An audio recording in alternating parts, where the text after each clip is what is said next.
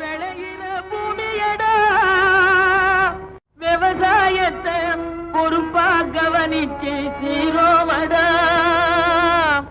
உண்மையா உழைக்கிற நமக்கு எல்லா நன்மைகளும் நாடி வந்து கூடுதடா.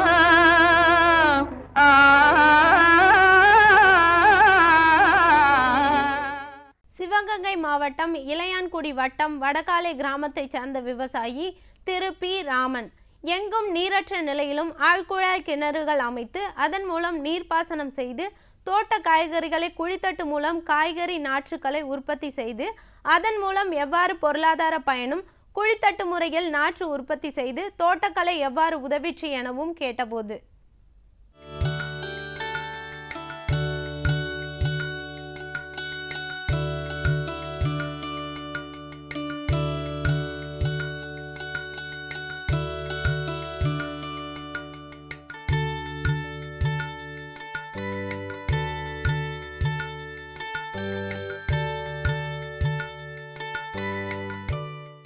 என் பேர் ராமன். நான் வந்து சிவகங்கை மாவட்ட விவசாய சங்கம் அந்த துல்லிய பண்ணை திட்டம்ங்கிறதுல நான் விவசாய சங்க செயலாளராக இருக்கேன். ஆனால் கடந்த ஒரு 4 ஆண்டுகளாக இந்த நவீன விவசாய திட்டம், அதாவது தோட்டக்கலை பயிர், அக்கரி பயிர், அதே நேரத்தில் இன்றைக்கி ஆடு வளர்ப்பு, கோழி வளர்ப்பு எந்தெந்த முறையில் நவீனமாக வந்து நம்ம பண்ணணும், அந்த நவீனம் வந்து எப்படி பண்ணுனா எப்படி லாபகரமாக வரும் அப்படிங்கிறத வந்து ஒரு இன்ச்சு பை இன்ச்சு அந்த கேவிகே ஆராய்ச்சி நிலையத்தில் எங்களுக்கு வந்து அந்த பயிற்சிகள்லாம் நிறையா கொடுத்து எங்கள் விவசாயிகளை 100கணக்கான பேருக்கு எங்களுக்கு பயிற்சிகளை நேரடியாக இங்கே வர வச்சு கொடுத்துருக்காங்க, அங்கே வந்து கொடுத்துருக்குறாங்க.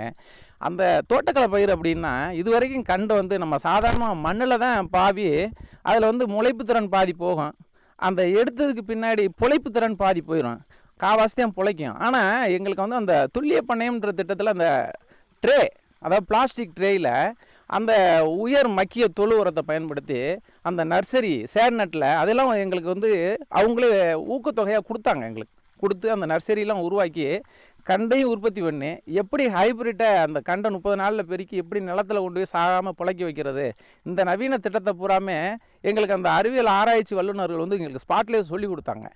அதே போல் நாங்கள் வந்து ஒவ்வொரு ஈல்டையும் வந்து எங்களுக்கு இந்த வருஷத்தில் இந்த மாதத்தில் இந்த மருந்து அடிக்கணும், இந்த இதில் இப்படி தான் பறிக்கணும், இதை இப்படி தான் விற்கணும் அப்படின்னு விற்பனை வாய்ப்பு வரைக்கும் எங்களுக்கு கொண்டாந்து எங்களை ஸ்பாட்டில் கொண்டாந்து கொடுப்பாங்க. எங்கள் பண்ணையில் வந்து நாங்கள் சார் இப்போ ஒரு 50 விவசாயினா ஒரு 20 பேர் என்ன பண்ணுவோம்னா மிளகா போடுவோம், ஒரு 10 பேர் வெண்டி போடுவோம், ஒரு 10 பேர் தக்காளி போடுவோம். அந்த மாதிரி பிரித்து அந்த விற்பனை வாய்ப்புக்கு தகுந்த மாதிரி போடுவோம். சார் ஒருங்கிணைந்த இதில் வந்து எங்களுக்கு வந்து செலவினங்கள் வந்து எல்லாமே எங்கள் கையிலே வச்சுருப்போம். அதாவது வாங்கி தீவனம் எதையுமே போட மாட்டோம். அதாவது இந்த மாதிரி புண்ணாக்க கூட நாங்கள் என்ன பண்ணுவோம்னா நாங்களே எங்கேயாவது கல்லை விளைஞ்ச பகுதியில் போய் நாங்களே ரொம்ப கம்மியான விலைக்கு வாங்கி ஆட்டுவோம். அதே நேரத்தில் அந்த கடலை செடியில் என்ன பண்ணுவோம், நாங்கள் வைக்கலை கொண்டு கொடுத்துட்டு கடலை செடி வாங்கிட்டு வருவோம். எங்கள் பகுதியில் வைக்க விளையும்.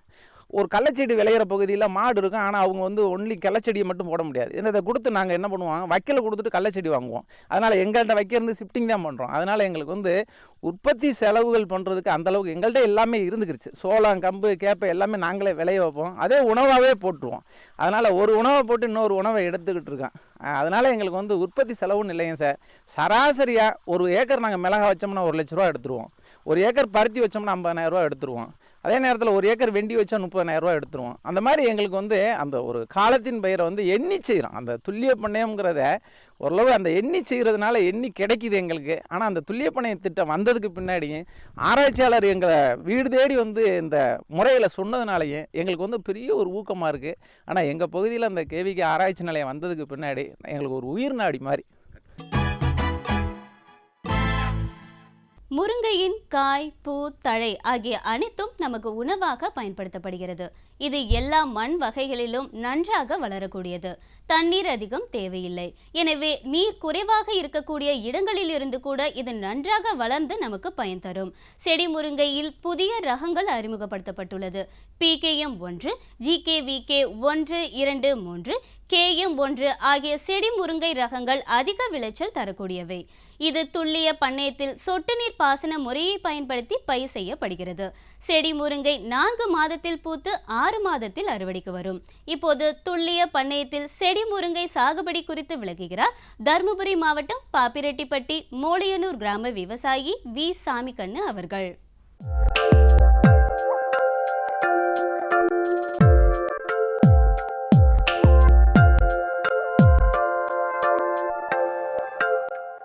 என்னுடைய பேர் வி சாமிக்கண்ணு, மோலையானூர் கிராமம், கவிஞர் கண்ணதாசன் உழவர் மன்றத்தோட தலைவராக இருக்கிறேன் நான். எனக்கு ஒரு 4.5 ஏக்கரா நிலம் இருக்குது. நாங்கள் குரூப்பாக சேர்ந்து கவிஞர் கண்ணதாசன் உழவர் மன்றம்னு சொல்லி ஒரு மன்றத்தை ஆரம்பித்து அதன் மூலிமா அந்த தொழில்நுட்பங்களை நாங்கள் செஞ்சுக்கிட்டு வரோம். இப்போ பார்த்திங்கன்னா நாங்கள் வந்து செடி முருங்கை பண்ணியிருக்கிறேன். 2004லேருந்து நான் என்னோடய ப்ரிசிஷன் ஃபார்மரில் சேர்ந்து அதன் மூலிமா நாங்கள் விவசாயம் பண்ணிகிட்ருக்குறோம். எங்களுக்கு இதுக்கு தொழில்நுட்பங்கள்லாம் வேளாண்மை பல்கலைக்கழகமும் வேளாண்மை அறிவியல் நிலையம் பாப்பாரப்பட்டியும் எங்களுக்கு சொல்லிக் கொடுக்குறது. இப்போ வந்து செடி முருங்கைகளை பார்த்திங்கன்னா நாங்கள் முதல்லேருந்து நாற்று நடவு பண்ணி செஞ்சோம். அந்த நாற்று நடவு பண்ணுறதுக்கு நம்மளுக்கு ஏஜிஎம் நபார்டு தருமபுரி அவர்கள் உதவி செஞ்சாங்க.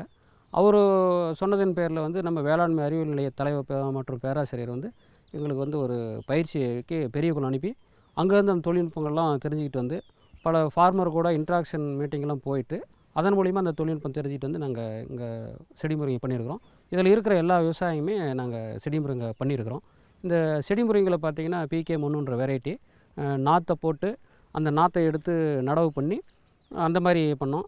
சாதாரணமாக பார்த்திங்கன்னா நடவு பண்ணும்போது பார்த்திங்கன்னா ஒரு 600லேருந்து 800 செடி நடவு பண்ணுவாங்க. எங்கள் தொழில்நுட்பத்தில் 1250 செடியை நடவு பண்ணியிருக்கிறோம். இதிலே அதிகமான செடி நடவு, கொஞ்சம் அடர் நடவு முறையாக கூட இருக்குது. அதில் வந்து நாற்று நடவு பண்ணும்போது பார்த்திங்கன்னா ஒரு சில நாற்றழுகள், வேரழுகள் இந்த மாதிரியெல்லாம் வருது. அதுக்கு எங்கள் வேளாண் நிலையத்தில் தான் நாங்கள் அதுக்குடைய தொழில்நுட்பங்கள்லாம் தெரிஞ்சுக்கிட்டு அதுக்கு என்னென்ன மருந்துகளை கொடுக்கணும், என்ன உயிரினங்களை கொடுக்கணும், என்ன பெஸ்ட்டு கண்ட்ரோல்லாம் கொடுக்கணுன்றத அவங்க மூலிமா நாங்கள் தெரிஞ்சுக்கிட்டு அந்த செயல்படுத்துறதுனால எங்கள் செடி நல்லா வந்திருக்குது. கிட்டத்தட்ட 3 நடவு பண்ணி 3-4 மாதத்தில் காய் அறுவடைக்கு வந்துடுது. காய் அறுவடைக்கு வரும்போது உரத்தை வந்து ஷெட்யூல் படி உரம் கொடுக்கணும். மருந்து வந்து வருமுன் காக்கிறதுக்கான மருந்துகளை அடிக்கணும். ஏன்னா வந்த பின்னாடி அடிக்கிறது வந்து செடியை பாதிக்கும், இல்லை காயை பாதிக்கும், மகசூலை பாதிக்கும். நாம் வந்து வர்றதுக்கு முன்னாலே என்ன நோய் வந்திருக்குது அப்படின்றத வேளாண்மை விஞ்ஞானிகளோட ஆலோசனை பேரில் நம்ம செஞ்சோம்னா நல்ல தரமான மகசூல் எடுக்கலாம். அந்த 3 மாதம் கழித்து அறுவடை வந்த பின்னாடி மார்க்கெட்டபிலிட்டின்றது ஒரு மிகப்பெரிய விஷயமாக இருக்குது. அந்த மார்க்கெட்டை பார்த்திங்கன்னா எங்கள் தருமபுரியில் டிடி மார்க்கெட்டிங் தான் அந்த இதை ஏற்பாடு பண்ணி கொடுத்தாரு. நாங்கள் எல்லா உறுப்பினர்களும் ஒரே முறையில் அறுவடை வந்ததுனால எங்களுக்கு வந்து கோயம்புத்தூர், கோயம்பேடு போன்ற மார்க்கெட்டுகளுக்கு எங்களுக்கு வந்து வழிவகுத்து கொடுத்தாங்க. அங்கே போய் எங்களுடைய காய்களை விற்கும்போது பார்த்திங்கன்னா நல்ல தரமாக இருந்ததுனால கன்சியூமர்கிட்ட நல்ல வரவேற்பு இருந்தது. எங்களுக்கு வந்து சாதாரணமாக ஒரு கிலோவுக்கு 15லேருந்து 25 ரூபா வரையும் கிடைச்சது. உற்பத்தி பார்த்திங்கன்னா கிட்டத்தட்ட எனக்கு ஒரு 15 டன் எனக்கு வந்திருக்குது. இன்னுங்கிற விவசாயிகளுக்கும் ஆவரேஜாக 10லேருந்து 15 டன் எடுத்துருக்குறாங்க. அதிகபட்சமாக நான் வந்து 15 டன் எடுத்துருக்கிறேன். அது காரணம் வந்து விஞ்ஞானிகளும் வேளாண் தொழில்நுட்பம் எங்களுக்கு சரியான முறையில் சொட்டு நீர் பாசனத்தில் நீர் அமைச்சு அதன் மூலிமா உரமும் பூச்சி மருந்துகள் இந்த மாதிரியாக நாங்கள் செயல்படுத்துறதுனால தான் இந்த மாதிரியான வெற்றிகளை அடைய முடிஞ்சது.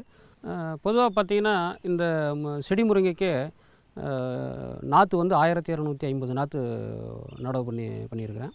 அந்த 1250 நாற்றுக்கு பார்த்திங்கன்னா இடைவெளி 5 கேள் வச்சுருக்கிறேன். 5 கேள்னா பார்த்திங்கன்னா என்னோடய ட்ரிப்பு வந்து 5 அடி அகலத்தில் இருக்கிறதுனால 5 கேள் நாங்கள் மெயின்டைன் பண்ணியிருக்கிறோம். இந்த நாற்று நடவு பண்ண பின்னாடி ஊடு பயிராக வந்து கொண்டக்கடலையை போட்டோம். அந்த கொண்டக்கடையில் பார்த்திங்கன்னா கிட்டத்தட்ட எனக்கு ஒரு 25,000 ரூபா லாபம் வந்தது.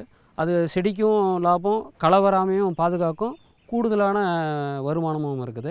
அந்த ஆத்மாவில் கொடுக்கும்போது பார்த்திங்கன்னா அந்த அர்க்கா வெஜிடபிள்ஸ் நம்மளுடைய பெங்களூர்லேருந்து தயார் பண்ணி நம்ம IHRலேருந்து கொடுத்துருக்குறாங்க. அது ரொம்ப நல்ல எஃபெக்டிவாக இருக்குது.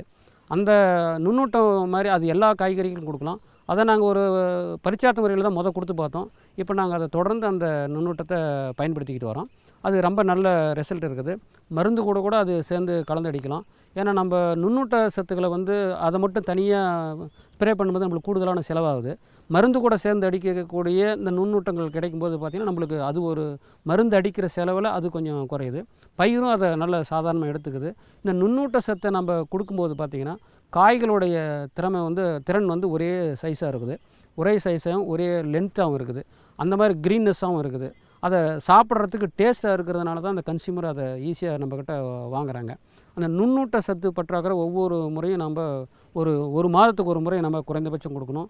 அந்த மாதிரி கொடுத்தோம்னா தான் காய் வெடிப்பு வராது, கலரு மாறாமல் இருக்கும், சைஸு நல்லாயிருக்கும், ஒரே திரட்சியாக இருக்கும், பார்க்குறதுக்கு ரொம்ப ஷைனிங்காக இருக்கும். இந்த முறை பார்த்திங்கன்னா நம்ம அந்த முருங்கையை அறுவடை பண்ணிவிட்டு இப்போ தண்ணி கம்மியாக இருக்கிறதுனால தான் நாங்கள் அந்த முருங்கையை இந்த முறை சாகுபடி பண்ணேன். 2 முறை, இப்போ 2வது முறை அது எனக்கு கிராப்புக்கு வந்துருச்சு.